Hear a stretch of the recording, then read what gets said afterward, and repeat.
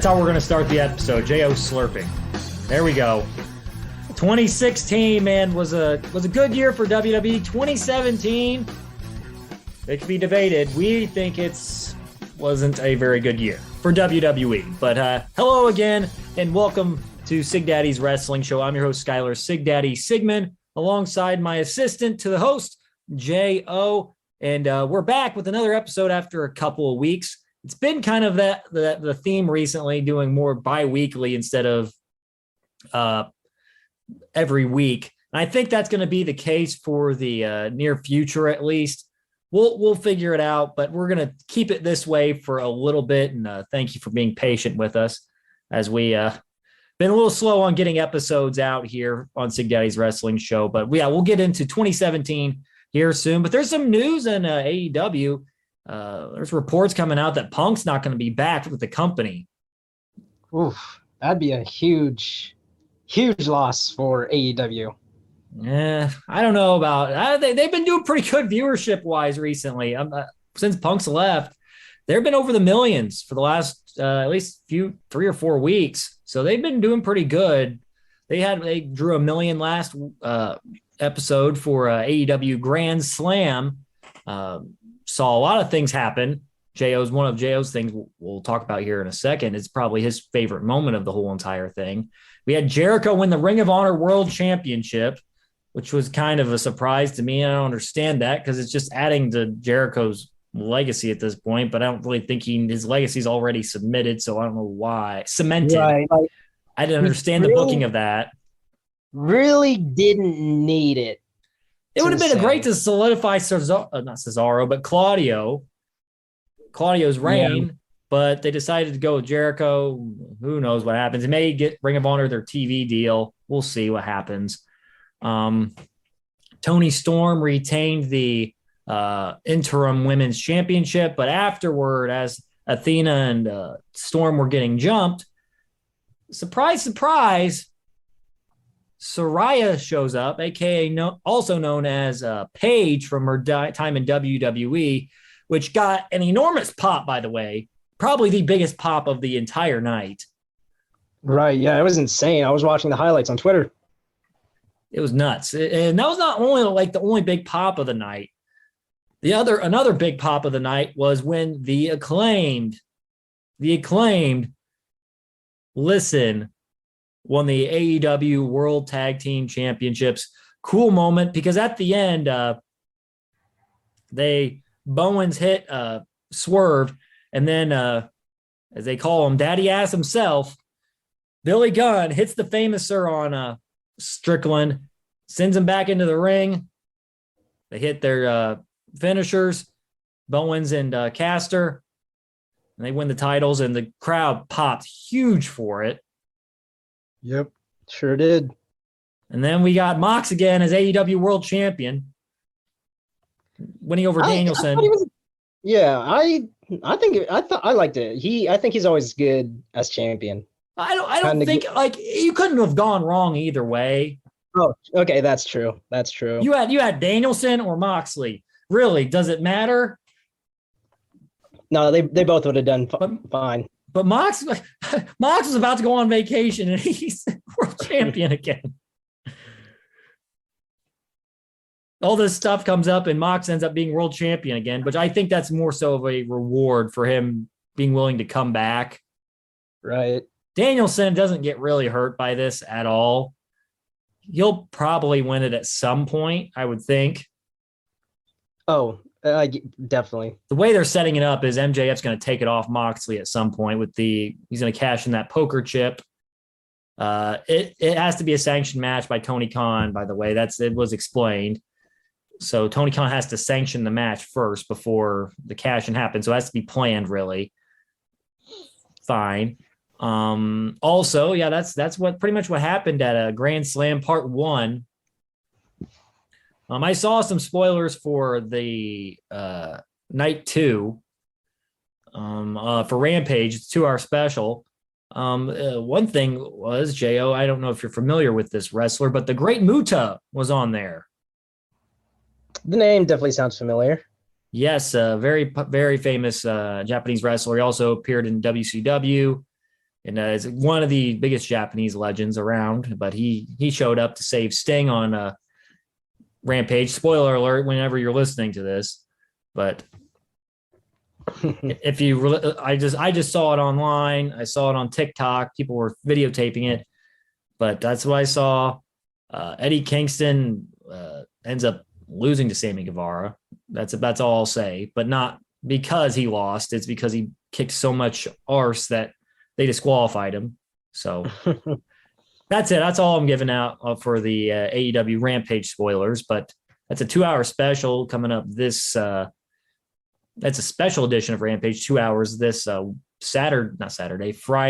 on TNT. So that'll be interesting. Haven't been able to catch Dynamite recently, but I've been catching the highlights and seeing what's happened. And they've been putting out some pretty dang good episodes. That's what I've noticed. They've been turning out some good stuff. But talk about Saraya, Jo. You that's like one of your favorite female wrestlers. Right. So my question to you, Sigdaddy, is everyone watching knows, I'm a casual. That's okay. I'm not afraid to admit that. Did Paige go by Saraya before? Yes. Okay. So that explains it, because I of course did not know that. So I think that's her name, actual name. Is it her real name? Okay. Let me pull out the Wikipedia machine here real quick just to make sure I'm correct and not look like a complete doofus. But yeah, I was watching the video. Crowd was going wild when the name comes on, and I'm just looking like, who's this? And then she steps out, and I was like, wait a minute, is that Paige? Is that Paige? I started asking. So then I even had to look it up, like, who the fuck is Saraya? And then, like, yep, it was Paige. Paige is in AEW, which is fucking insane. Cleared to wrestle, thank God. Finally. Here we go. Yeah, her name is Saraya.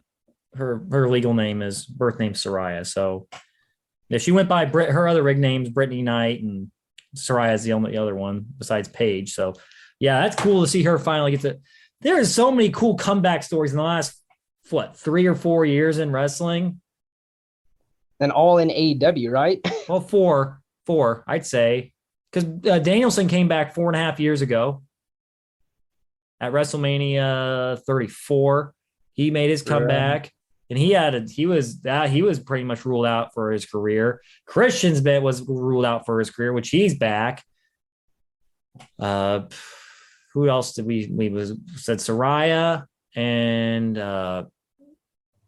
Edge, of course. Edge was a huge one. That was probably the biggest one, I thought. But there's been a lot of cool comebacks. I feel like modern technology and everything has helped out a lot with these career-threatening injuries. People are able to come back and stuff, and that's really cool to see, because those create some of the best moments, because you're not expecting. I had no idea that she was possibly going to come back to the ring, because it looks like she's coming back to the ring now. Right. And it's definitely not a fault of WWE. If anything, I'd rather they be too safe than reckless, Like they don't want another. And what I think, Jo, in this situation with AEW, why it's different than WWE is they don't have a house show circuit. Yeah, their wrestlers aren't going through as much. That's just my opinion. That's kind of why I think some people like going to AEW instead. It's because of the schedule. I know people like to wrestle a ton all the time. I mean, heck, didn't Paige get hurt at a house show? Yes. Yeah.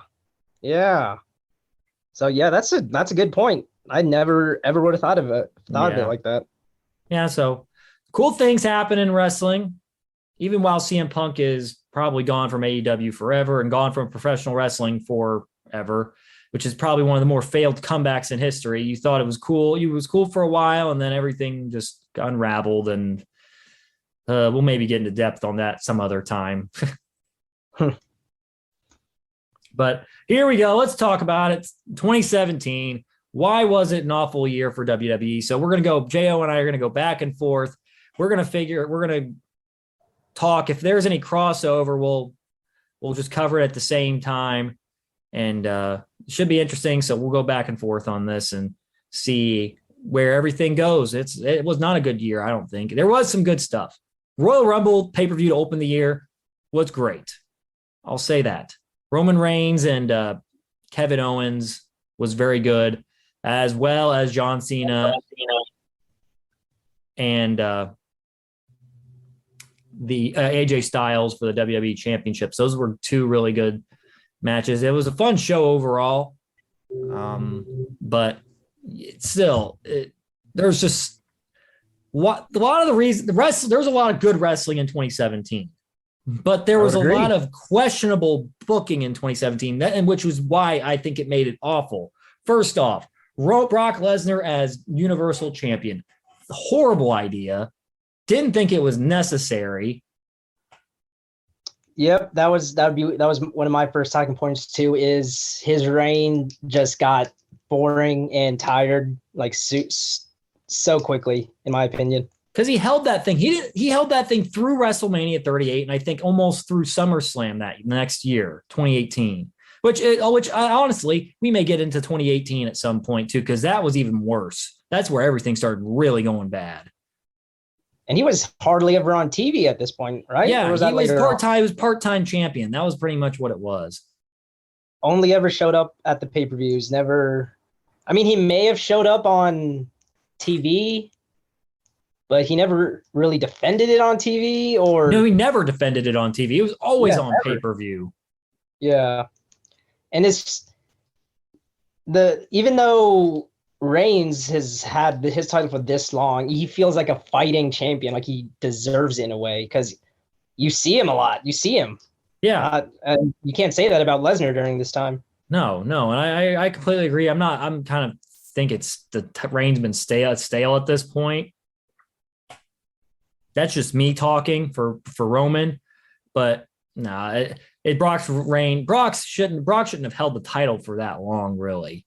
Or he shouldn't have never won it in the first place. Just give him his win against Goldberg back. While that was a cool attachment in hindsight, it really, at the time, in hindsight, I'm like, why was that necessary? Why did you need the title involved with Goldberg and Brock to make it special?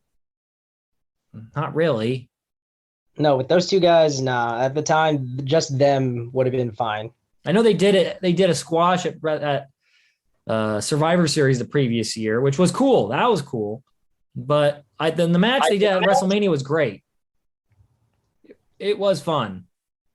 It was for those kind of wrestlers, yeah, it was pretty good. But what it led to in WWE was the constant need for those kind of matches. They overdid that kind of match later on. I thought there was also multiple times where they could have took the title off of them, which we'll get into here. Actually, I'm just going to mention them right now. I was going to say, yeah, we could just do it now because I was going to bring it up too. Samoa Joe at Great Balls of Fire. That was one time. Yep. And Braun Strowman at No Mercy. Was this when Braun Strowman was white hot? Yes. Oh my God, man! Braun Strowman was always the example that people use where the WWE stands. Like, Vince knows how to build a wrestler. He knows how to build a character. Like, just look at Braun Strowman. And you know what? They would be right. Vince built Braun to damn near perfection, but he just never followed through on it. When he followed through, it was 3 years too late. Yeah. Here's an example, Jo. So we had the Acclaimed. They got white hot in AEW recently. People were pissed that they lost the title. They lost the title match at All Out.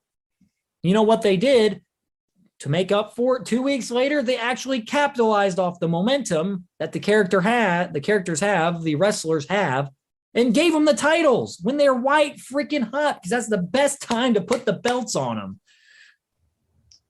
You would think that's the easiest thing to come up with, right? The simple thing, the obvious thing. But I guess Vince just didn't see it that way. And yeah, Braun's character definitely suffered, and definitely his momentum and character suffered because of that. He didn't win the Universal Championship until 2020. And like you said, I don't even think anyone cared at that point. No one cared at that point for Braun Strowman, really. Because he became kind of a joke in a way, because he had the stupid train thing where he runs around the ring. It was really dumb. But yeah, that was one of the times. Hopefully he gets another shot at redemption, and actually Triple H uses him like he should as a monster this time. I'm not personally a big fan of him, but at the time he was white hot, and they should have put the title on him there. Jo, what's one of your points? Well, one of it was, like I said, Brock Lesnar. Another one, these won't be in like order throughout the year. It's just points that stood out to me. So I don't know if you were going in order. I'm not. But Sister Abigail. I thought Sister Abigail was just a weak for the buildup that they were giving it with Bray Wyatt and Sister Abigail. It was interesting, only for the reveal to be Sister Abigail was Bray Wyatt wearing like a blanket, essentially. Oh, was that the one? Was that the? Yep, I remember this now because it was supposed to be a Finn Balor, Braun Strowman, Finn Balor, Bray Wyatt match at TLC that year, and that never happened because Bray got sick, and then it turned out to be AJ Styles, which actually was a much better idea. Much better, yeah. And it turned out much better. But yeah, I got you there. Yeah, but yeah, it was just the highlights that they were bringing, not highlights, but the way they were building up into it. People maybe it's the fans' fault for speculating too much. Like, what are they? Is someone coming back? Are they going to bring someone back? Like, who could it be? Only for it to be revealed to be just, like I said, Bray Wyatt disguised, not even a good disguised as someone else. It was kind of a letdown, in my opinion. Well, speaking of that, he might be coming back soon, it sounds like, because they keep dropping these weird teases about the White Rabbit and how that could possibly be him. And they're playing music during commercial breaks and stuff and all of that, doing these little subtle teases, even in like the picture promotions for matches and stuff. It's like a lot of Easter eggs. There's like just a lot of theories out there about Bray, which he's one of the best creative minds around. You know that. But that was a fail. Well, while you mentioned Bray Wyatt, I'm going to mention this.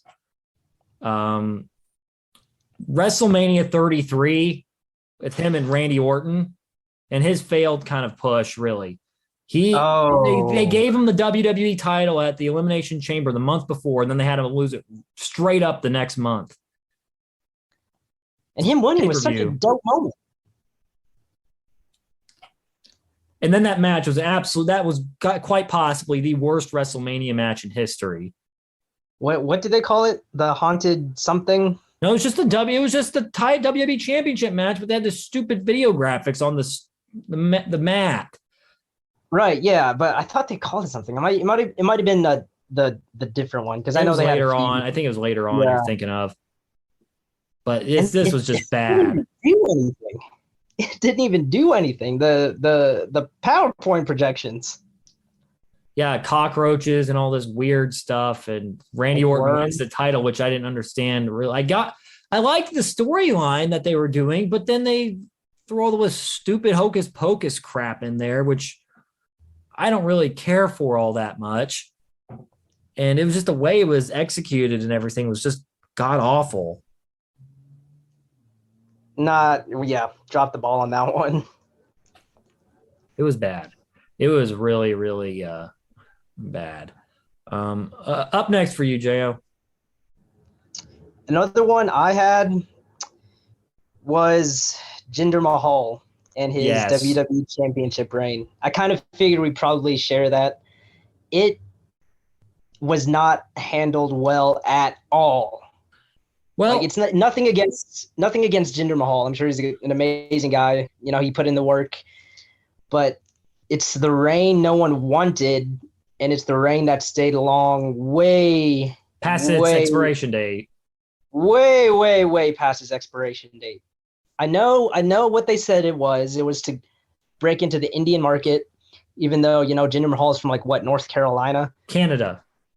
Oh, okay. Even he's from Calgary.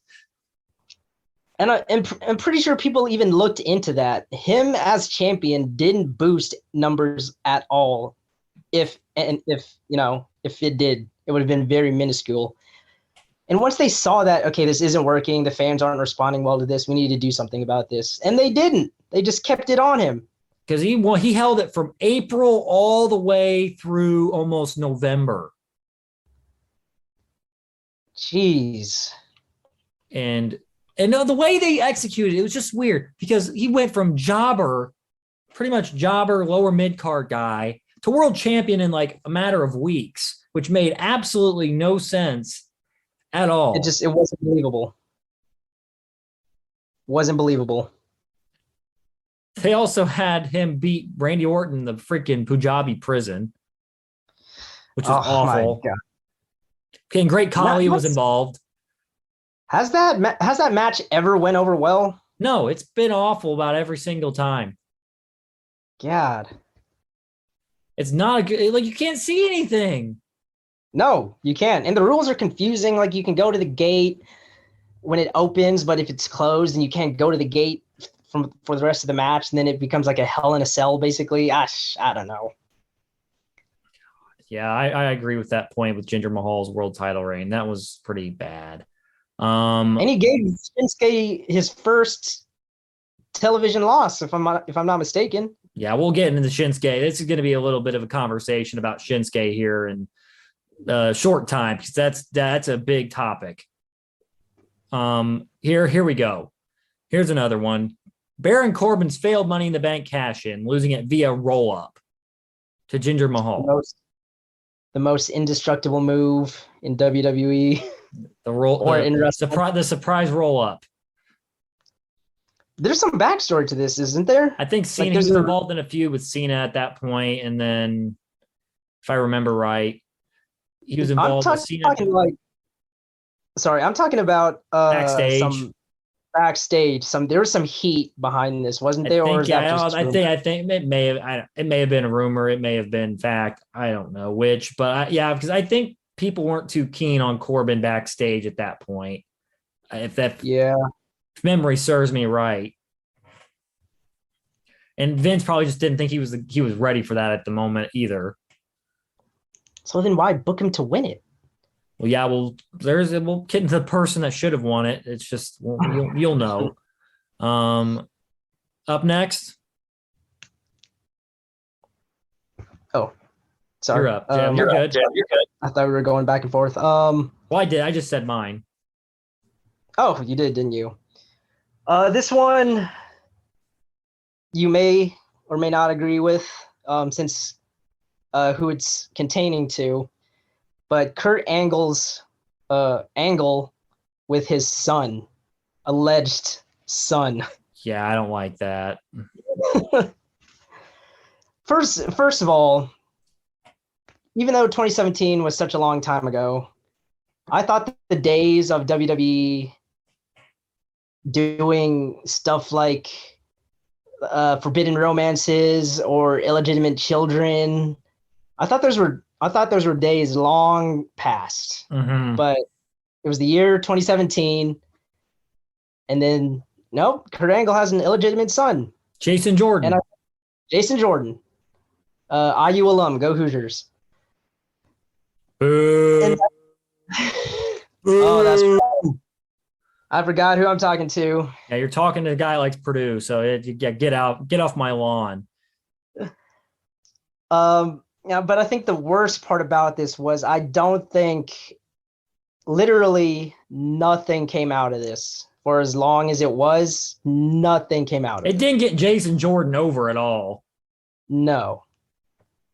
It was a complete fail. It was complete failure. And it made fans actually hate Jason Jordan. It had the negative effect. I think it's just kind of funny where they probably came up with the idea as, well, Jason Jordan is like a true All-American wrestler with legit wrestling background. Oh, just like Kurt Angle. We're going to make him father and son. I think that's as deep as that conversation went. Probably. So we're going to make Kurt Angle... we're going to make Kurt Angle. We're going to make Jason Jordan Kurt Angle's son, God damn it. It's going to work. Oh, Lord. Nope.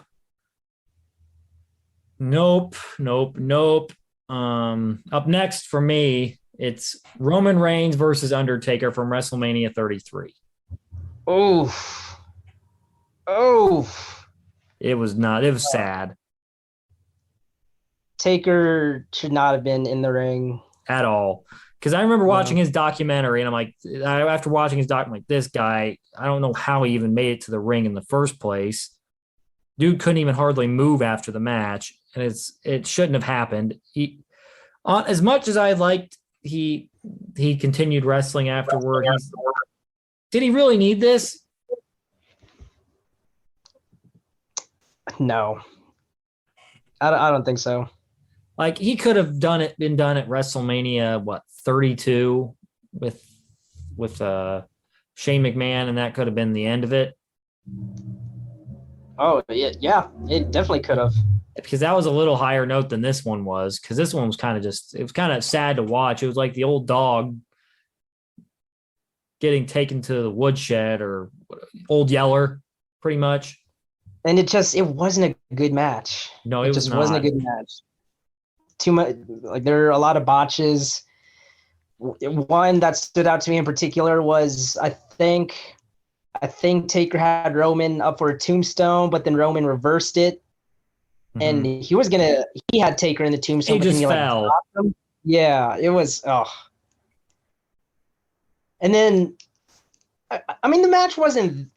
Okay, no, let me take that back. Yeah, the match was bad, but I think it was kind of saved with the ending. The goodbye I thought was pretty solid. But it didn't turn out to be a goodbye.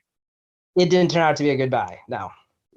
Oh God, I can't even, secondhand embarrassment, if I'm being honest. That's just not good. No. Not good. What do you have next, Jo? You talked about it. Well, you mentioned it, but mine was the women's Money in the Bank. Boo! Yeah, that's one of my points. Otherwise, an amazing match, pretty good match. But how in the world do they think they're going to make history by having a first all women's Money in the Bank, and then have the winner be a man who grabs the briefcase and just hands it off to someone? The first Money in the Bank for all women. Yeah, that's absolutely groundbreaking. And then you're just going to ruin it? Well, they did the same thing with the main event, not the main event, but the women's triple threat match at WrestleMania 32. Because they had Ric Flair get involved in it. Yes, they did. It always has to be a man involved for some reason. They can't just go without a hitch and not have one man involved. Yeah, by having a freaking man win the briefcase, pretty much. James Ellsworth, who had his expiration date way gone already, he expired like late 2016, early 2017. He didn't need to be there anymore. Yeah, that's one of the points where I'm like, what the hell were they thinking? They probably weren't thinking of anything good, because and they ended up just going back on it because they had a match for the briefcase on the following Raw, did they not? Mm-hmm. Jesus. SmackDown, what you meant, but yeah. SmackDown, yeah. Oh yeah, I forgot that was okay. Yeah. Just not good. Just how do you ruin that? Oh my God, just not good. Yeah, whoever greenlit that is an idiot. So, God damn, that was so bad. Okay, here we go. I don't know. I don't know if this is going to get me flack or not. I don't think it will. Enzo Amore winning the Cruiserweight Championship at No Mercy from Neville. Oh, I don't know if that'd get you flack. If anything, that gets you support. Because he completely ruined the Cruiserweight division by himself. I did not buy Enzo Amore as a wrestler at all. He just needs to be stuck in a managerial role because he couldn't wrestle he couldn't wrestle himself out of couldn't wrestle, period. He's just not good. He was magic on the mic, but no, he was average wrestler at best. Not even average. He was like below average. Not good. Neville was the freaking man. That dude carried the cruiserweight. I honestly, you want to say this? It was the work rate division of WWE. Absolutely was. And they had no desire to really go with it and fully commit to it. And so, yeah, that was just incredibly disappointing. And this was, it's either he already had or was starting to get some of that heat backstage, was it not? Yeah. He didn't stay in the company that long after that, right? No, because he got fired. Yeah. God. Man. Big Cass and Enzo were good together, I'll say that, but yeah, he did not. He was somewhat. They're one of the tag teams that if you split them apart, then they don't have anything. They just don't have anything. Yeah. I think coming up towards the end, Jo, what's one of your last points? My last point, just a small, brief moment, but just. I know it rubbed me the wrong way and it rubbed a lot of people the wrong way, was Roman Reigns coming in at number 30 at the Royal Rumble. Oh, my God. Everyone always is excited for the last entry because maybe it's someone. Who could it be? And then, of course, everyone knows how everyone's feeling about Reigns at this point. Really couldn't stand him. So when his music dropped, just the flood of boos. No one wanted to see it. No one wanted to see it. No one. I completely forgot about that. Now, yeah, you refresh my memory, and I remember us watching in the freaking quad, and I'm like, what the bleep, man? Right. I remember it too. His music hit, and I think both of us just did the, oh my God, are you serious? Why? Oh my God! That was again. Bad. That was during the anti-Roman spot where I didn't want him to be the main guy. It's like, just turn the guy heel. Just turn him heel. Couple of last. I'm just going to do 2 points here at the end. Goldberg squashing KO for the Universal title at Fastlane. Oh yeah. KO had a really good reign with it. Had fun. It was a fun reign. I don't like the way it ended there. But the most important last thing is pretty much Shinsuke Nakamura's main event push was absolutely killed at this point. And he got the Royal Rumble, won the Royal Rumble in 2018, but this is where ultimately he got his push killed because he took 2 straight pay-per-view losses to Jinder Mahal. He could have won the Money in the Bank a couple of months before, but they decided to put it on Baron Corbin instead of Shinsuke when he was white hot. And it pretty much him losing to Jinder twice just killed any chance of him ever being in the main event. Man, I've never seen a push killed probably faster because he went from May, and by the time it was October, his push is pretty much freaking dead. They tried to revive it in January with the Royal Rumble, and then had him turn heel at WrestleMania, which it turned out to be nothing practically. Nothing. Because he just lost every big match he was in.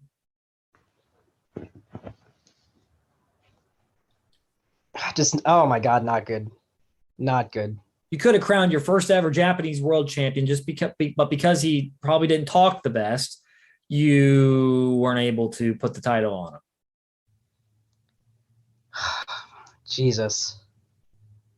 God, that's one of the most things. That's probably one of the most bothersome things that has happened in WWE in the last 5 or so years, was his failed push because he should have been world champion at some point. And that's a lot of people. You should have been world champion. Cesaro definitely was one as well, but there was a lot of good wrestling. We've said, like in 2017, there was a lot of good wrestling, good shows, Extreme Rules, and the Hardys returning. That was cool as well. But the Shield, yeah. But the booking overall in the year was just bad. It was just bad because there were so many missed opportunities. That's more of why it was awful. Just obvious things that you think they'd want to do because it's strike gold, but nope. They just did the exact opposite, basically. Yep. we'll get into 2018 sometime in the future. But I hope you enjoyed this why 2017 was an awful year for WWE episode of the show. The next time we will hit the podcast airwaves will be with an episode regarding the superstars that shouldn't be in the companies they're currently in, where they should be wrestling somewhere else ultimately. We'll get into that next time on Sigdaddy's Wrestling Show, hopefully here in the next few weeks.